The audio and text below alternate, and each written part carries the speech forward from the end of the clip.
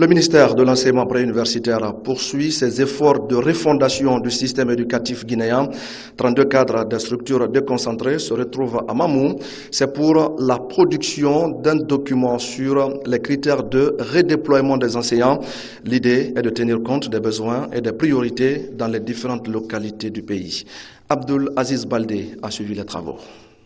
Redynamiser l'éducation nationale au niveau du préuniversitaire, tel est le cheval de bataille des autorités du secteur. La réactualisation des manuels sur les critères des redéploiements des enseignants figure sur la feuille de route de la division des ressources humaines du département. À Mamou, une trentaine de cadres des structures déconcentrées se familiarisent avec des notions liées à la gestion des mouvements du personnel. Certaines écoles se sont ainsi retrouvées sans enseignants, pendant que dans d'autres localités, il y avait un effectif excédentaire.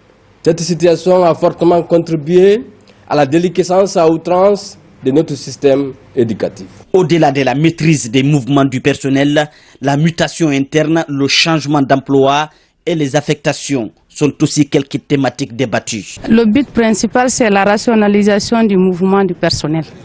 Puisqu'on a constaté dans ces dernières années que cette affectation n'obéit pas à un certain nombre de règles.